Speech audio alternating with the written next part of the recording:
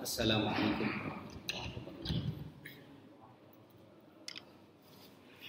Alhamdulillah wassalatu wassalamu ala Rasulillah wa ala alihi wa ashabihi mawala wa la hawla wa la quwwata illa billah. Asyhadu an la ilaha illallah wahdahu la syarika lah wa asyhadu anna sayyidina Muhammadan abduhu wa rasuluh. Allahumma salli wa sallim ala sayyidina Muhammad wa ala alihi wa ashabihi ajma'in. Amma ba'du.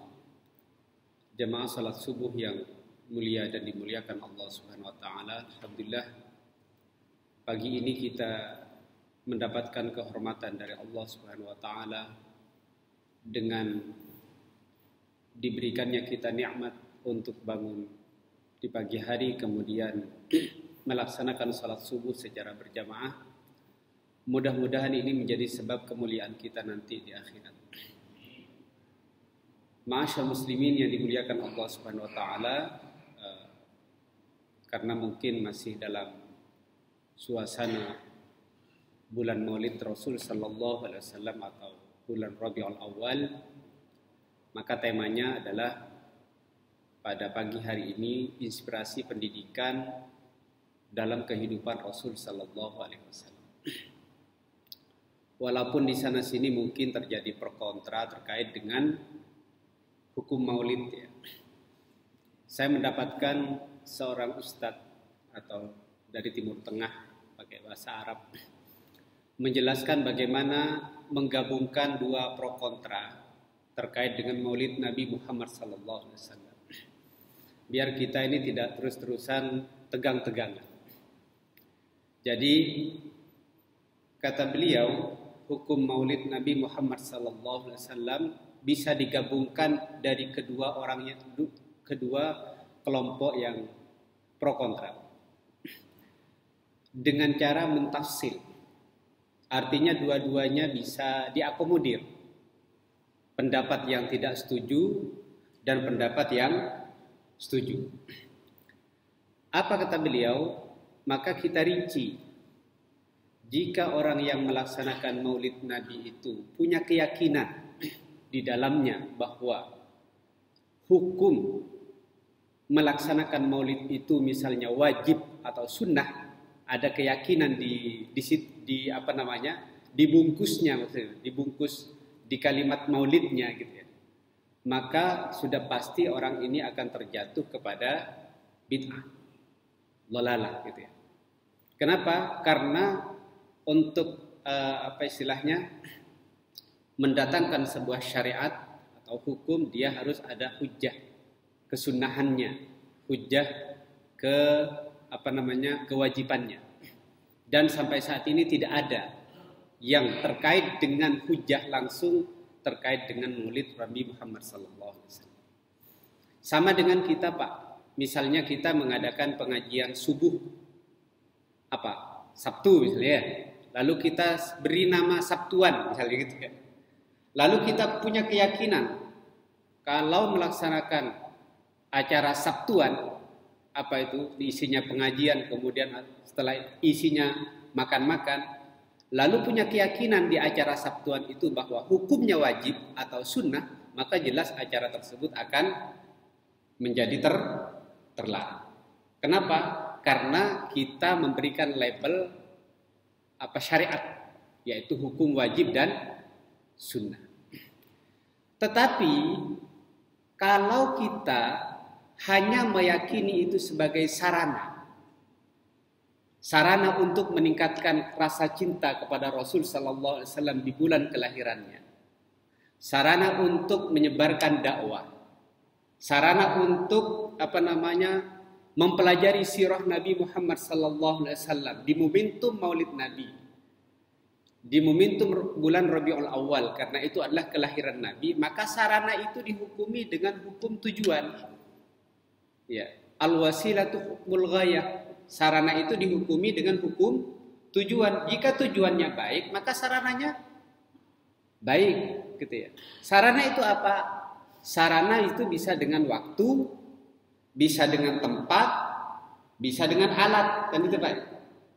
Kalau kita terkait dengan bulan Maulid, berarti yang dimaksudkan adalah sarana waktu atau pengajian Sabtu misalnya.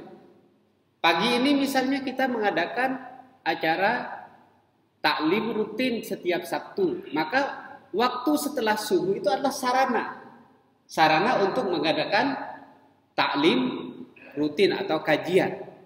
Maka hukum mengadakan taklim subuh itu mengikuti tujuannya apa? Yaitu belajar ilmu, dan belajar ilmu hukumnya wajib. Maka sarana bisa jadi wajib. Nah, itu kira-kira Pak memahaminya begitu. Sehingga teman-teman sekalian, dua-duanya ini bisa diakomodir. Dan kita bisa melihat apakah kaum muslimin dan para ulama sudah membahas sarana ini masih dibagi lagi, kata beliau.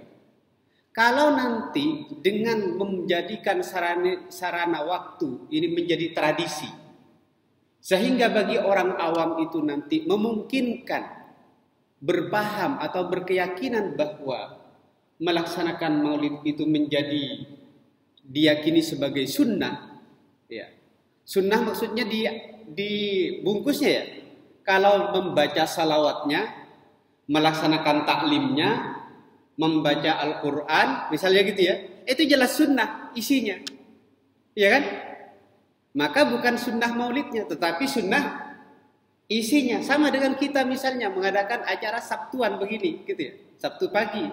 Sabtuannya tidak sunnah, tetapi taklim di dalamnya menjadi wajib. Maka nanti kita akan perdebatannya begitu, Pak.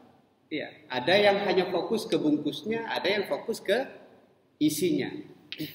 Nah, ketika misalnya tradisi sarana ini kita jadikan tradisi, lalu menyebabkan orang awam yang tidak paham, memungkinkan terjadi keyakinan, ya, keyakinan di kaum muslimin itu akan menjadi dihukumi wajib dan dihukumi sunnah, maka sarana ini menjadi terlarang. Kenapa? Karena saddu dzari'ah, ada istilahnya dalam ilmu usul fikih. Jadi mencegah sebelum terjadinya sesuatu yang terlarang. Tetapi para ulama melihat apakah di dalam kaum muslimin itu terjadi keyakinan itu. Nah, kalau tidak ada keyakinan itu, maka itu menjadi mubah, gitu ya. Boleh-boleh saja. Nah, lalu dibahas oleh para ulama. Sehingga ulama-ulama, mayoritas ulama itu, misalnya Ibnu Hajar Al-Asqalani, itu termasuk orang yang membolehkan. Kenapa? Karena tidak ada itu keyakinan-keyakinan yang kita khawatirkan, gitu. Buktinya apa? Buktinya bentuk-bentuk pelaksanaan maulid itu nggak sama, ya kan? Ada cuma pengajian, gitu ya. Ada pengajian ditambah makan. Ada pengajian ditambah membaca barzanji. Barzanji apa isinya?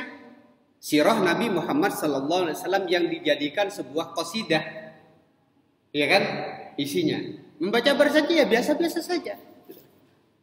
Nah, jadi selama di dalam sarana itu tidak ada kemungkaran, tidak ada hal-hal yang buruk di dalamnya isinya, maka sah-sah saja dan boleh saja. Jadi bisa kita gabungkan antara yang pro dengan yang kontra. Nah, ini bagus sekali di dalam mendefinisikan, sehingga kita tidak langsung hantam pukul. Cuma begini, jangan gara-gara kita ingin mengharamkan, lantas kita sebut bahwa semua orang meyakini hukumnya maulid sunnah adalah, jangan begitu. Nah, agar kita menjadi enak, gitu. Itu sebagai pengantar supaya kita nanti ketika terjadi perdebatan, ya kalau diyakini itu sunnah yang jadi salah, gitu ya, atau diyakini maulidnya kalau isinya sunnah, Pak, iya, isinya sunnah, baca tahlil, baca tahmid, misalnya begitu, isinya sunnah semua. Cuma bungkusnya tidak ada yang mengatakan itu sunnah, gitu. Maksudnya bungkusnya, namanya, gitu. Nah, ini yang perlu kita definisikan. Lalu kita coba hari ini menggali bagaimana Allah Subhanahu wa taala mendesain pribadi agung Nabi Muhammad sallallahu alaihi wasallam. Sayyidina Ali pernah ditanya oleh tabi'in. Ditanyanya begini, Pak. coba ceritakan kepada kami. Tabi'in itu sama statusnya dengan kita, Pak. Status ketidaktahuannya terkait dengan pribadi Nabi, ya kan? Karena mereka tidak pernah bertemu dengan Rasul. Lalu mereka penasaran kepada sahabat yang pernah semasa dengan Nabi. Lalu dia bertanya begini, wahai Ali, ceritakan kepada kami bagaimana sifat Rasul Sallallahu Alaihi Wasallam. Lalu Sayyidina Ali balik bertanya, coba kamu ceritakan terkait dengan dunia, kata beliau. Maka orang tabi'in tersebut bertanya lagi, dari sisi apa aku akan menceritakan dunia? Terserah. Terlalu luas wahai Ali, kalau aku harus menceritakan dunia, kata beliau. Terlalu luas sekali. Wahai sahabatku, kata beliau, dunia itu di dalam Al-Quran disebut mata'un qalil, perhiasan yang sangat sedikit. Tetapi Nabi Muhammad sallallahu alaihi wasallam di dalam Al-Quran disebut wa innaka la'ala khuluqin azim. Sesungguhnya pada diri Nabi Muhammad, pada dirimu wahai Muhammad, ada khuluqin azim, akhlak yang sangat agung. Sedangkan dunia mata'un qalil. Terhadap yang mata'un qalil, yang sangat sedikit, kamu tidak bisa bercerita. Bagaimana mungkin aku bisa menceritakan seluruh sisi kehidupan Nabi yang disebutkan di dalam Al-Quran sebagai khuluqin azim, akhlak yang sangat agung, yang sangat besar. Sehingga kita bisa melihat Bapak Ibu sekalian terkait dengan Nabi, sirah Nabi itu tidak pernah habis-habisnya dikarang oleh para ulama. Sebagaimana tafsir Al-Quran tidak pernah habisnya. Karena itu penting bagi kita untuk menelaah atau mempelajari kehidupan Rasul sallallahu alaihi wasallam. Nabi ini jemaah sekalian itu didesain oleh Allah Subhanahu wa taala sedemikian rupa perjalanannya sehingga menjadi manusia yang paling sukses di dalam kehidupan dunia dan akhirat. Maka kalau kita ingin mempelajari kehidupan sukses pribadi kita dalam kehidupan kita bisa membaca sirah Nabi Muhammad SAW. Maka ketika Rasul Sallallahu Alaihi Wasallam dilahirkan dalam kondisi yatim misalnya gitu ya. Kemudian juga setelah yatim dipindahkan kemana? Ke Bani Sa'ad, dididik oleh Halimatus Sa'diyah. Kemudian setelah 4 tahun kembali kepada ibunya. Setelah 2 tahun bersama ibunya meninggal sehingga betul-betul menjadi yatim. Kemudian setelah itu dididik oleh kakeknya dan seterusnya. Maka kita akan mendapatkan sebuah gambaran yang sangat luar biasa pada diri Nabi Muhammad SAW dari sejak lahir atau lahirnya. Yang pertama, misalnya ibrah dari kelahiran yatim Rasul SAW. Ibnu Katsir itu menyebutkan begini, Pak. Yatimnya Nabi itu yatim level tinggi. Kenapa, Pak? Karena yatimnya Nabi itu sejak di dalam kandungan. Kalau yatim ada yang yatim meninggal ditinggal ayahnya dan ketika berumur 2 tahun, 3 tahun dan lain sebagainya. Kalau yatimnya Nabi itu level tingkat tinggi. Karena saat di dalam masih baru beberapa bulan di dalam kandungan ditinggal oleh ayahnya. Maka pertama hikmahnya adalah kenapa Nabi Muhammad SAW dikondisikan dalam yatim, itu persiapan Allah agar nanti ketika menerima risalah itu menjadi aman. Aman dari apa, Pak?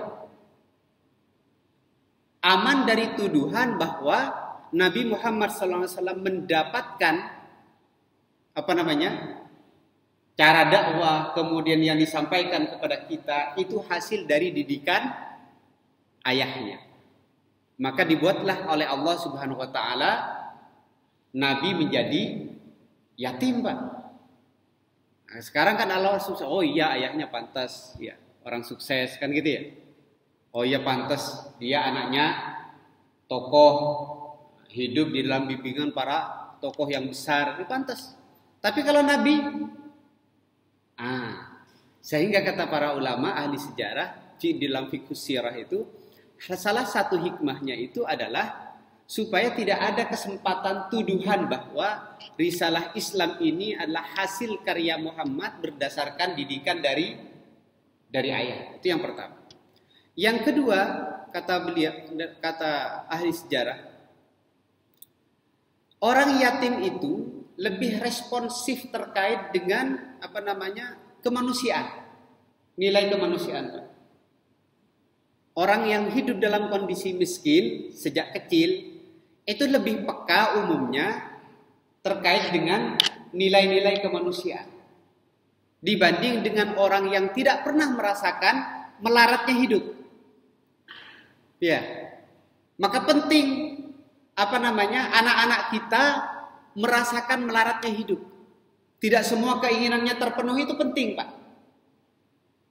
Pernah saya mendapatkan sebuah film gitu ya. Seorang ibu-ibu menggendong anaknya di bis gitu Pak ya, atau di kendaraan atau di pesawat. Di pesawat gitu itu. Lalu ibunya ngomong, "Pak, boleh saya tukar tempat, saya pingin duduk di jendela karena anak saya pingin di jendela." Apa kata si bapak itu? "Bu, ajari kepada anakmu bahwa tidak setiap keinginan itu bisa dipenuhi." Ajari kepada anakmu bahwa tidak setiap keinginan yang bukan haknya itu harus dipenuhi. Nah, itu penting sekali Pak pelajarannya. Nah, kita kan kadang-kadang apa yang diinginkan anak kita penuhi semua. Sehingga anak kita tidak terdidik menjadi orang yang tangguh, menjadi orang yang peka.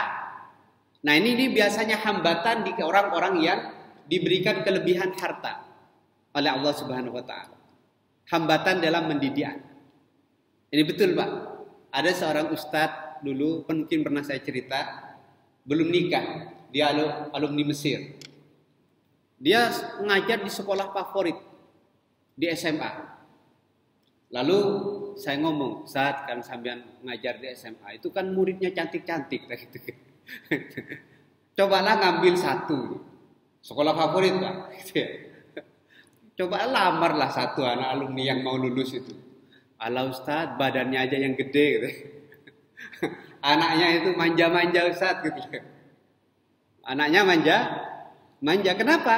Ya karena dari rumah tidak pernah dididik untuk menjalani hidup yang melarat. Dari rumah langsung ke mobil, dari mobil turun langsung ke sekolah, tidak pernah merasakan bagaimana jalan kaki yang capek dan lain sebagainya.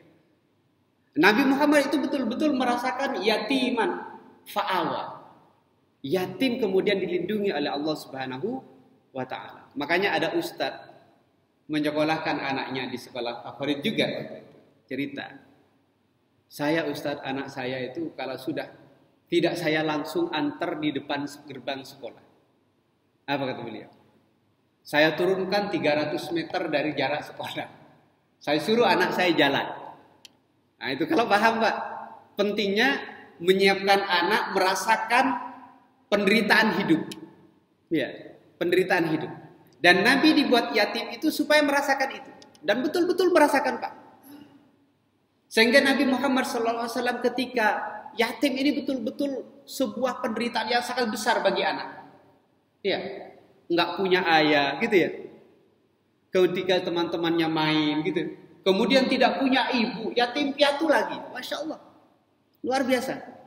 Maka kata Rasul ketika beliau sudah menjadi nabi, lalu bersabda, "Ana wa kafilul yatim." Saya bersama orang yang menyantuni anak yatim. Yang membelai anak yatim. Jadi ketika Nabi bersabda itu memang wahyu. Tetapi bukan sekedar wahyu. Itu ada sisi emosionalnya. Ada sisi psikologisnya. Kenapa? Karena Nabi pernah merasakan bagaimana penderitaan menjadi yatim. Nah itu Pak, yang dilaksanakan, proses pendidikan yang kalau kita ingin menjadi besar, anak-anak kita menjadi tangguh, harus melalui proses kemelaratan di dalam hidup ini. Tidak semua keinginan anak kita penuhi. Pernah ada film Pak di luar negeri itu. konglomerat besar, Pak. Anaknya ini manja-manja, Pak. Wow, rusak, minum-minum ke diskotik dan lain sebagainya. Akhirnya si ayah ini membuat sebuah skenario bangkrut. Gitu. Membuat sebuah skenario bangkrut, Pak. Sehingga dia harus pindah dari kota ke sebuah pelosok desa dengan anak-anaknya, gitu ya. Akhirnya apa? Mulailah anaknya mengeluh begini, mengeluh begitu, Pak. Mulailah kelihatan asli dari karakter anaknya. Ketangguhannya mulai terlihat. Akhirnya apa, Pak? Karena keterdesakan hidup yang sangat kuat, ya, dia harus cari makan sendiri. Akhirnya anak-anaknya ini mulai berinisiatif cari kerja. Mulai terus merasakan melaratnya hidup. Mulai anaknya yang awalnya tidur pagi terus akhirnya bangun dan lain sebagainya. Mulai teratur hidupnya.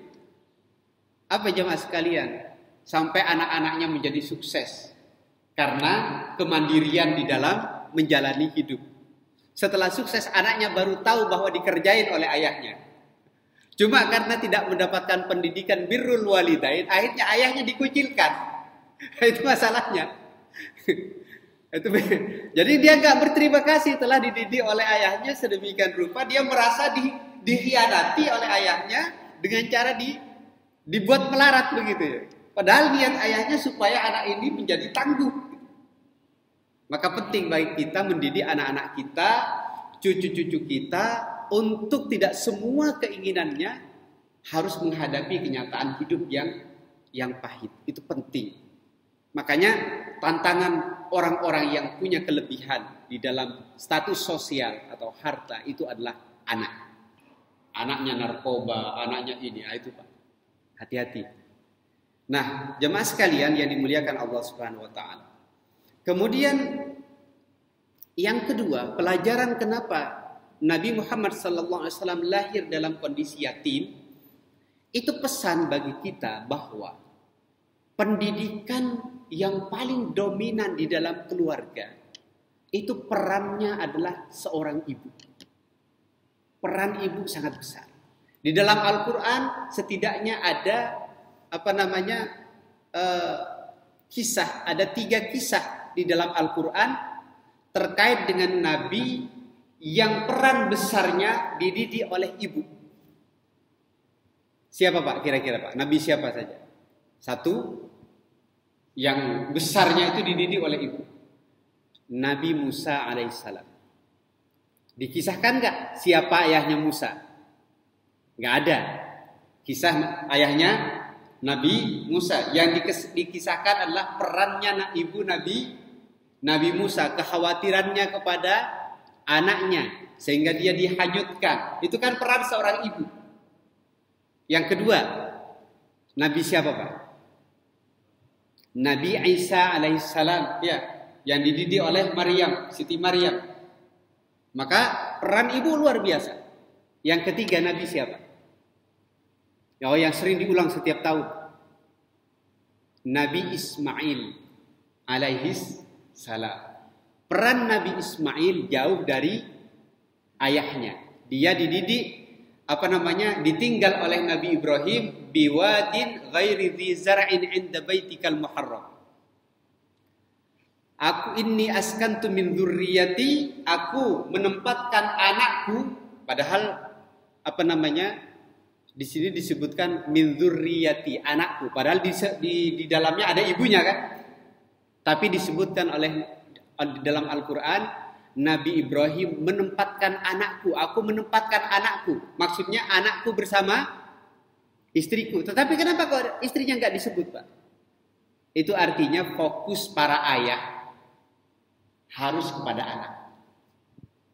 Termasuk alasan mau menikah memilih seorang ibu, itu alasannya supaya lahir dari rahimnya anak-anak yang soleh dan soleha.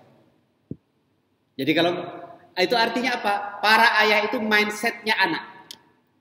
Alasan utamanya adalah keturunan nanti, gitu ya. Maka ketika nanti kita alasan utamanya keturunan, termasuk hari ini yang kita telah mendapatkan keturunan, maka berpikirnya setiap saat adalah anakku bagaimana, anakku bagaimana. Kenapa Pak kok harus anak Pak? Kenapa bukan istri? Ya karena nanti Pak, yang mendoakan sambian itu siapa Pak? Istri atau anak? Jarang istrinya, nanti kan nikah lagi Pak. Gitu ya. Ya kan? Kalau sambian meninggal, istrinya nikah lagi. Ya. Yang sering berdoa Rabbana ati apa namanya? Iya. Rabbi filli wali walidayya warhamhuma kama rabbayani shaghira, itu siapa? Pasti anak kita ini setiap hari berdoa itu untuk siapa? Untuk orang tua kita kan? Nggak ada anaknya orang lain mendoakan kita, jarang-jarang kecuali pas ada acara gitu ya. Karenanya Bapak Ibu sekalian, pertama kalau ayah itu harus mikir anak gitu. Kemudian demi memikirkan anak, maka harus memilih bibit atau tempat yang kondusif dari anak itu, yaitu tempat lahirnya anak yang akan mendidik anak kita, ibu. Makanya kalau kita sudah punya ibu, didik istri kita beragama. Maka insya Allah akan tenang hidupnya. Tapi kalau istri kita Pak tidak beragama Pak, akhlaknya buruk, cantiknya itu hanya kelihatan tetangga Pak. Ya. Kelihatan di depan mata kita itu buruk. Buruk sekali. Sama suami yang buruk, ganteng itu. Kalau sudah tidak beragama, gantengnya hanya dilihat oleh orang lain. Di mata istrinya, suaminya adalah orang yang sangat buruk ya. Secantik-cantik pasangan istri, kalau dia berakhlak buruk, dia adalah orang yang paling jelek di muka bumi di mata suaminya. Seganteng-ganteng laki-laki, kalau dia berakhlak buruk di dalam keluarganya, maka dia adalah orang yang paling jelek di muka bumi ini di mata istrinya. Masih lebih ganteng tetangga. Makanya hati-hati. Pentingnya agama di dalam keluarga kita. Maka ibu-ibu yang sudah Allah takdirkan di sini menjadi ibu yang mendampingi anak kita, peran ibu itu harus diutamakan di dalam keluarga kita. Kemudian pernah saya bagi ibu itu ada 4 macam. Ya. 1, ibu yang sibuk di luar, apa Pak? Kemudian masih bisa ngurus anaknya, gitu ya. Gitu. Saya dulu pernah sampaikan. Ibu yang sibuk di luar tapi anak suaminya masih terurus. Itu hebat Pak. Nomor 1 itu. Iya. Nomor 1 Pak kalau begitu Pak. Itu pernah di Depok itu, anaknya 13, hafid Quran, nggak punya pembantu, suaminya terurus, anggota DPR. Wah itu luar biasa. Iya, luar biasa itu. Yang kedua, ibu yang tidak sibuk di luar, anak dan keluarganya terurus. Nah itu sudah semestinya. Nah, minimal kita di 2 ini. Tetapi yang ketiga, ibu yang sibuk di luar, suaminya anak dan suaminya berantakan. Tidak terurus. Nah, itu nanti dimintai pertanggungjawaban di hadapan Allah Subhanahu wa Ta'ala. Dan yang terakhir Pak, ini yang bahaya. Itu yang paling bahaya. Udah nggak sibuk di luar, gitu. Anaknya di rumah nggak terurus, suaminya juga tidak terurus, main HP, belanja online, gitu. Nah, itu bahaya. Yang paling ditakuti para suami hari ini adalah apa Pak? Suara apa Pak? Paket gitu ya. Kan gitu. Paket loh, kok tiba-tiba ada dok paket gitu. Apa? COD gitu. Bayar di tempat. Itu yang ditakuti para suami sekarang. Karena sebentar-sebentar ada suara yang tok pintu berbunyi paket gitu ya. Nah, itu bahaya Pak. Nah itu penting keluarga kita diajari untuk beragama dengan baik. Baik, itu pelajaran dari yatimnya Nabi Muhammad sallallahu alaihi wasallam. Lalu setelah lahir, Nabi Muhammad sallallahu alaihi wasallam itu hanya sepekan bersama ibunya. Ada riwayat 3 hari bersama ibunya. Artinya disusui ibunya cuma sepekan atau 3 hari. Setelah itu Nabi banyak Yang menyusui Nabi itu banyak. Ada namanya Ummu Aiman. Ada Barokah, ibu Barokah namanya, yang menyusui Nabi. Kemudian ada Suwaibah. Suwaibah ini budaknya Abu Lahab, mantan budaknya Abu Lahab. Kemudian yang terakhir adalah Halimatus Sa'diyah. Jadi ibu sesusuan Nabi itu banyak di zaman Nabi. Makanya Nabi sangat menghormati saudara-saudara sesusuan Nabi. Karena itu sama dengan saudara mahram.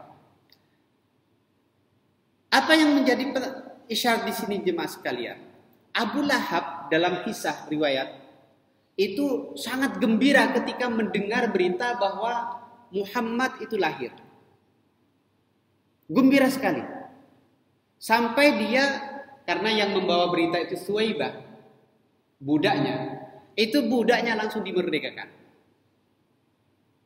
Ada seorang rawi yang bercerita, bermimpi terkait dengan Abu Lahab. Apa yang kamu dapati sekarang? Dalam mimpinya, tidak ada. Kecuali aku diringankan siksaku karena aku memerdekakan Suwaibah. Memerdekakan budak. Nah, ini menjadi sebuah perdebatan, Pak.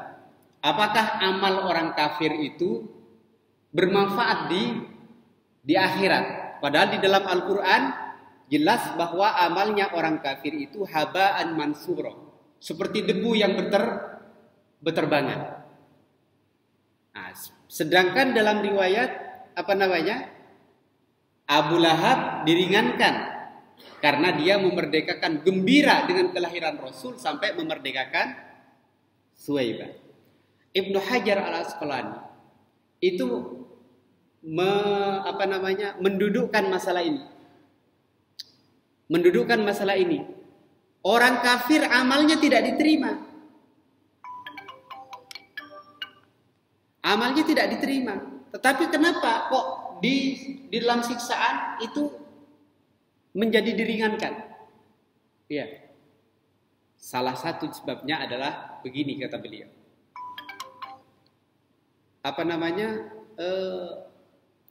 Siksaan orang kafir itu bertingkat-tingkat, berat dan ringannya, bergantung amal kebaikan di dunia. Jadi tidak dibalas, bukan berarti dapat pahala, begitu Pak, kata beliau. Orang ini masuk neraka, tetapi nerakanya bertingkat-tingkat sesuai amal kebaikan di dunia, gitu. Jangan sampai dianggapan nanti, kalau begitu nanti masuk surga. Enggak.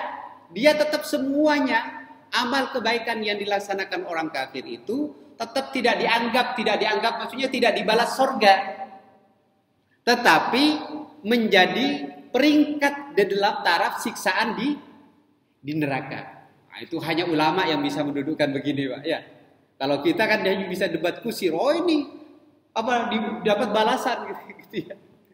Nah, pentingnya kita ngaji itu begitu. Itu yang pertama. Yang kedua, apa hikmah dari Nabi Muhammad SAW dididik sampai ke desa? Para ahli sejarah menyebutkan setidaknya 2 hikmah. Yang pertama kata beliau adalah terjaganya Nabi Muhammad dari penyakit kejiwaan orang-orang kota. Orang kota punya penyakit kejiwaan. Apa Pak penyakit kejiwaannya orang kota? Pak? Orang kota itu lebih individualis dibanding orang desa, benar nggak? Iya kan? Lebih tidak peduli kepada orang lain dibanding orang desa. Kalau mobil sambian mogok, Pak, ada yang bantu. Ada mungkin beberapa, tapi yang rata-rata bantu mungkin orang desa gitu ya. Yang orang desa yang datang ke kota, bener kan? Tapi kalau di desa sambian itu bisa satu kampung, Pak, yang ikut dorong. Iya. Kenapa? Orang desa itu lebih sosialnya lebih tinggi. Makanya Nabi Muhammad supaya dia terjaga kesehatan, ya, Di kota itu apa istilahnya? Polusi debu juga. Yang kedua adalah polusi akhlak. Polusi akhlak itu di kota itu sangat macam-macam. Nah, itu dulu. Makanya diungsikan ke desa. Itu yang pertama. Yang kedua, ini penting. Yang kedua adalah kefasihan bahasa. Kemurnian bahasa. Abdul Malik bin Marwan itu punya 2 anak. Namanya Sulaiman satunya, yang satunya saya lupa. Satunya dididik ibunya di kota. Satunya dibawa pamannya dididik di desa. Apa yang terjadi? Kata beliau, anakku yang dari desa itu lebih fasih di dalam berbicara. Lebih teratur di dalam tutur katanya, lebih sopan di dalam berdiskusi atau berdialog dengan orang lain dibanding anakku yang hidup dididik di kota. Makanya Nabi Muhammad SAW salah satu hikmahnya itu diungsikan ke desa supaya punya kefasihan di dalam berbahasa Arab, fushah bahasanya, fasih. Ya, kalau bahasa Arab Pak sekarang ada istilah bahasa Arab fushah, bahasa Arab fasih atau bahasa Arab murni. Ya. Pernah ada orang Indonesia itu pakai di Arab, pakai bahasa Arab fushah, Pak. Nyapa, kayak fahaluk dan lain sebagainya gitu.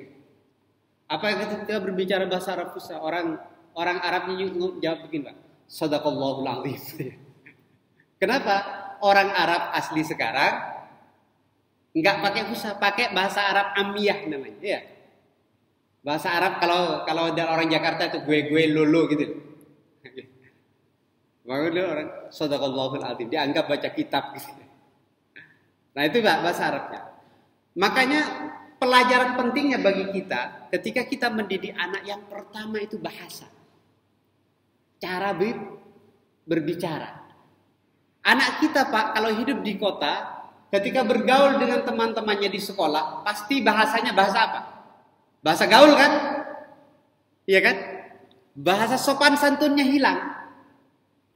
Tapi kalau anak kita dididik di desa, dia bahasa sopan santunnya itu masih ada. Ya, saya punya pondok, namanya Pondok Baitul Quran Madura.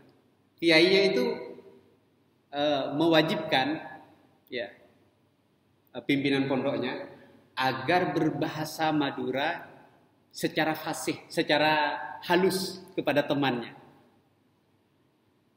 Berbahasa Madura secara halus. Jadi kata, wah luar biasa katanya. Berarti nanti lulusan pondok bisa bahasa Arab, ya, bisa bahasa Madura yang dari Jawa, yang dari luar Madura, terus nanti juga bisa bahasa Inggris katanya. Mantap itu katanya.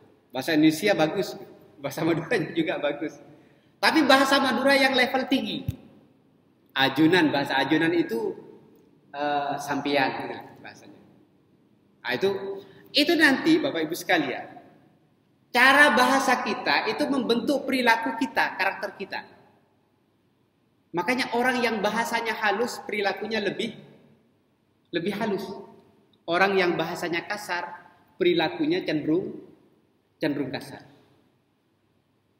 Orang Surabaya dengan orang Solo beda secara karakter budaya. Itu pengaruh bahasa. Nah, itu yang pertama terkait dengan masalah bahasa. Kemudian yang kedua, itu menunjukkan pentingnya kita belajar bahasa Arab. Menjaga kemurnian bahasa Arab. Makanya belajar agama ini kalau betul-betul ingin mendalami baiknya agama, itu pelajari bahasa Arab. Kalau sampai kita nggak belajar bahasa Arab, itu nanti ngawur. Pakai terjemahan. Terjemahan di Indonesia itu nggak mampu mewakili seluruh maksud dari Al-Quran. Contohnya, Pak, di dalam Al-Quran itu ada redaksi wali abawaihi, ya, dan terhadap kedua orang tua. Kosakatanya abawaihi. Di dalam Al-Quran juga ada redaksi wabil walidaini terhadap kedua orang tua. Terjemahannya sama enggak? Sama. Kosakatanya beda? Beda. Setiap kosakata di dalam bahasa Arab yang berbeda, walaupun punya makna yang sama, itu punya spesifikasi masing-masing. Spesifikasi masing-masing. Contoh misalnya juga zaujah. Ya. Di dalam Al-Quran istri itu kadang disebut zaujah.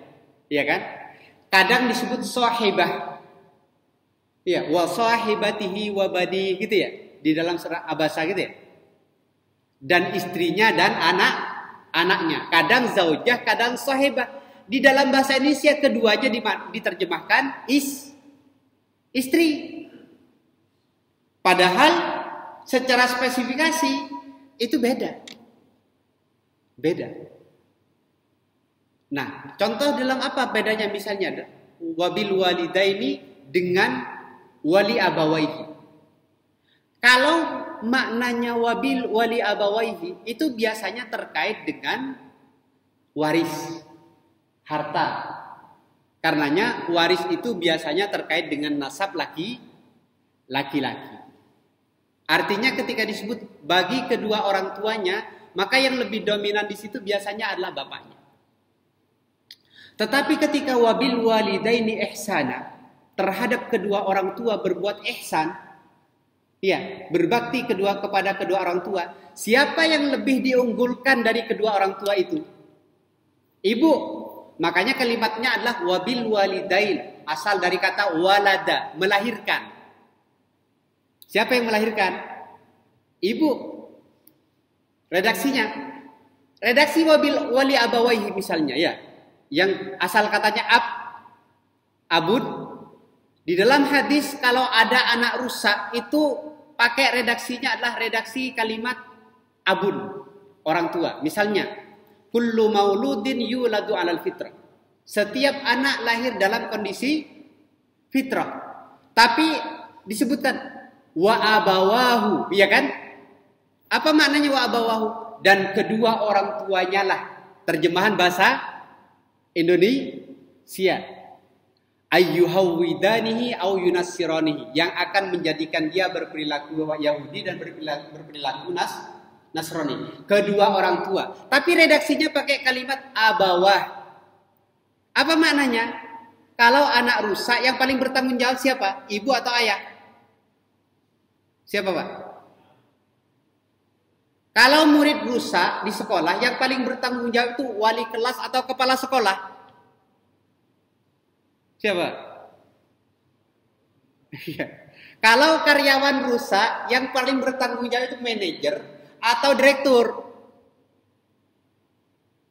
Siapa Pak? Bertanggung jawab kepada orang luar gitu ya? Ke owner misalnya. Ya direkturnya Pak, pimpinan tertinggi. Iya kan? Anak tidak terdidik di rumah gitu ya. Amburadul. Ayahnya yang paling bertanggung jawab. Kenapa? Salah milih ibu. Ya. Kalau siswanya di sekolah tidak terdidik dengan baik, siapa yang paling bertanggung jawab? Kepala sekolahnya. Kenapa? Salah memilih guru. Tidak mendidik. Gurunya tidak mengupgrade gurunya. Maka kalimatnya adalah ketika ada anak rusak wa abawahu.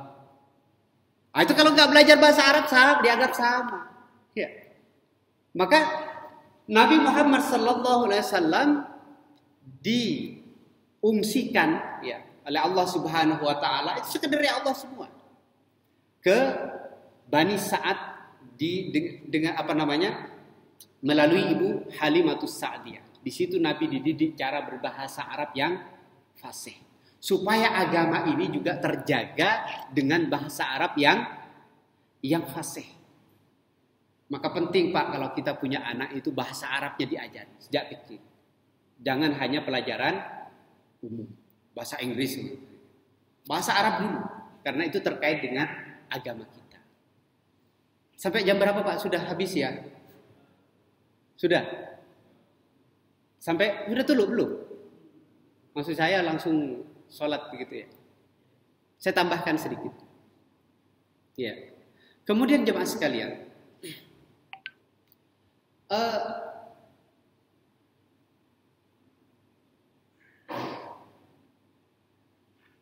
Ada kisah begini di dalam kisah Halimatus Sa'diyah itu. Halimah Sa'diyah itu ketika datang ke Mekah mencari bayi, itu kan sudah melewati bayi Nabi Muhammad. Tapi karena tidak ada duitnya, dia cari yang lain dulu. Iya. Cari yang lain, nggak ada duitnya ini, orangnya miskin gitu ya. Karena memang datang ke kota cari upah gitu. Lalu apa? Akhirnya nggak dapat bayi. Karena nggak dapat bayi, dia itu bingung. Masa pulang nggak bawa bayi? Gitu. Akhirnya terpaksa membawa Nabi Muhammad SAW. Tetapi di dalam keterpaksaan itulah Allah hadirkan keberkahan hidup. Ontanya tiba-tiba susunya besar, gitu ya. Di rumahnya setelah di kampung susu ontanya gemuk-gemuk. Barokah. Dia merasakan betul keberkahan anak Muhammad ini. Akhirnya apa? Yang awalnya terpaksa, tiba-tiba setelah 2 tahun datang kepada Siti Aminah agar diperpanjang. Ya.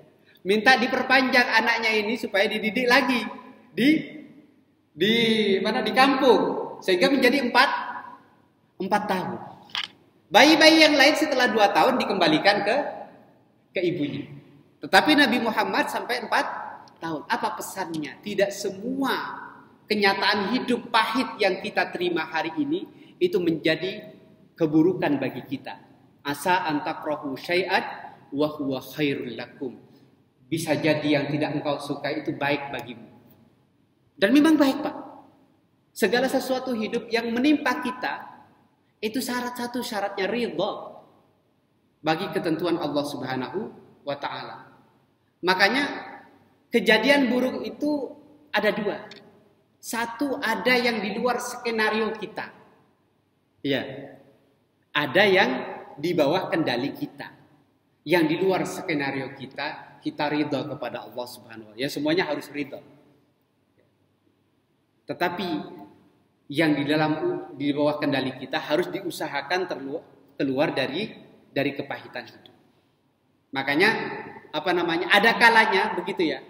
Ada orang diberikan oleh Allah Subhanahu wa taala dicabut kesehatannya, dicabut kekayaannya, atau dia tidak dikayakan oleh Allah sebab Allah tahu kalau dia kaya dia jadi Sambo. Iya, bisa begitu. Kalau dia kaya nanti jadi, ya karena saya sebut ya karena sudah merajalela. Jadi Sambo, bisa begitu. Maka oleh Allah tidak dijadikan dia kaya. Makanya segala kenyataan yang kita alami itu satu syaratnya, ridha kepada ketentuan Allah Subhanahu wa taala terhadap yang kita alami. Maka insya Allah semuanya akan menjadi baik. Maka kata Rasul, ajaban li amril mu'min. Semua perkaranya orang mukmin itu baik. Idza asabathu syarra syakar. Kalau dia mendapatkan sesuatu yang baik, kenikmatan dia bersyukur. Wa idza asabathu dharra sabara fakana khairan lahu. Kalau dia mendapatkan sesuatu yang tidak disenangi, maka dia bersabar. Itu pelajaran yang bisa diambil dari kisah Siti Halimatus Sa'diyah. Yang terakhir,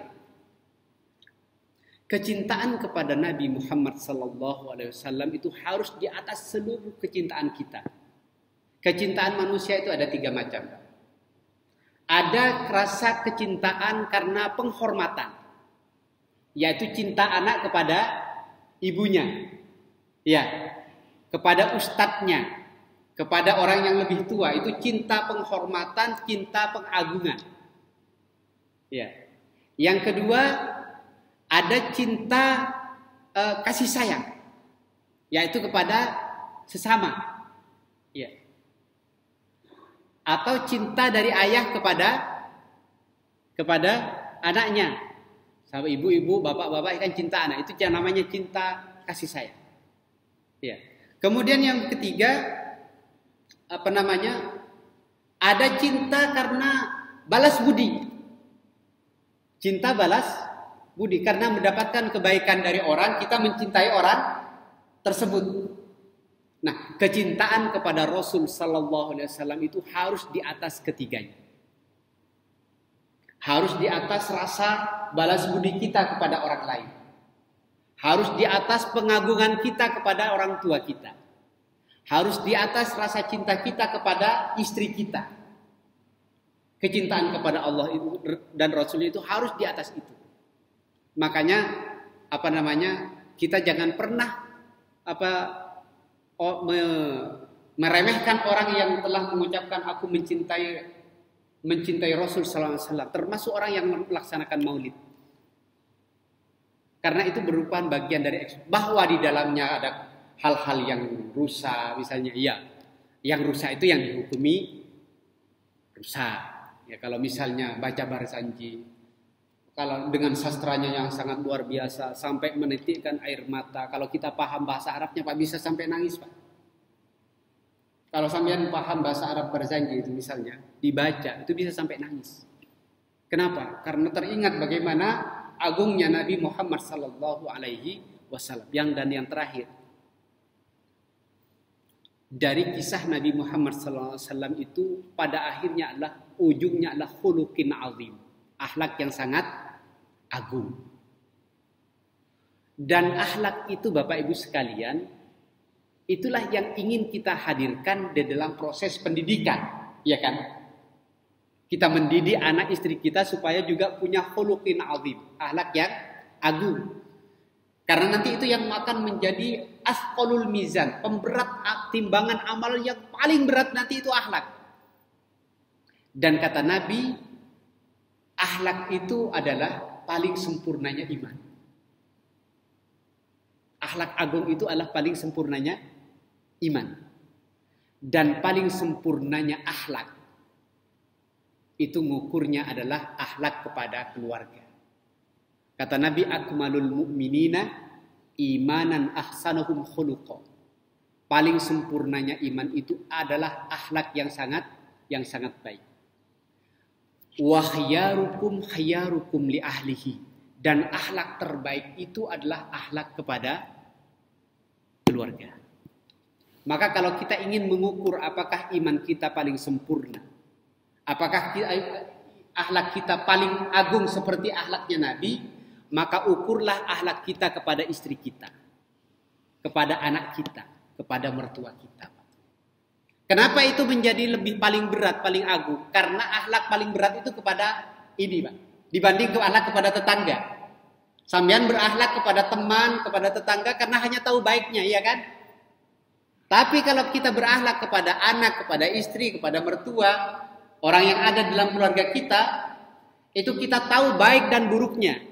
Dan orang yang paling baik itu orang yang paling berakhlak kepada orang yang paling buruk. Makanya kata Nabi, wa khyarukum li ahlihi. Sebaik-baik akhlak itu adalah akhlak terhadap keluarganya. Maka insya Allah kita seorang yang betul-betul mengikuti Nabi itu bisa dilihat cara dia memperlakukan keluarga, cara dia memperlakukan anak, cara dia memperlakukan mertua. Mudah-mudahan kita semua menjadi pengikut Rasul Sallallahu Alaihi Wasallam dan mendapatkan syafaatnya. Kemudian nanti juga bersama beliau di Jannatul Firdaus, di surganya Allah Subhanahu wa taala. Asyhadu an la ilaha illallah wahdahu la syarikalah wa asyhadu anna sayyidina Muhammadan abduhu wa rasuluh. Allahumma salli wa sallim ala sayyidina Muhammad walhamdulillahirabbil alamin. Allahumma aslih lana dinana allati wa ismatu amrina. Ya Allah, perbaikilah agama kami yang merupakan pegangan hidup kami. Wa aslih lana dunyana allati fiha ma'ashuna. Perbaikilah kehidupan dunia kami yang merupakan tempat kembali kami, tempat pencaharian kami. Wa aslih lana akhiratana allati ilaiha ma'aduna. Perbaikilah akhirat kami yang merupakan tempat kembali kami. Waj'alil hayata ziyadatan lana fi kulli khair. Jadikanlah tambahan umur kami tambahan dalam amal-amal kebaikan. Waj'alil mauta rahatan lana min kulli syarr. Dan jadikanlah kematian kami akhir dari keburukan dan dosa-dosa kami. Rabbana atina min ladunka rahmatan wa hayyi' lana min amrina rasyada. Rabbana ighfir lana dhunubana wa liwalidayna warhamna warhamhuma kama rabbawna shighara. Rabbana atina min ladunka rahmatan wa hayyi' lana min amrina rasyada. Rabbana ighfir lana dhunubana ولوالدينا وارحمنا وارحمهما كما ربيانا صغيرا ربنا آتنا في الدنيا حسنة وفي الآخرة حسنة وقنا عذاب النار سبحان ربك رب العزة عما يصفون وسلام على المرسلين والحمد لله رب العالمين ثم السلام عليكم ورحمة الله وبركاته.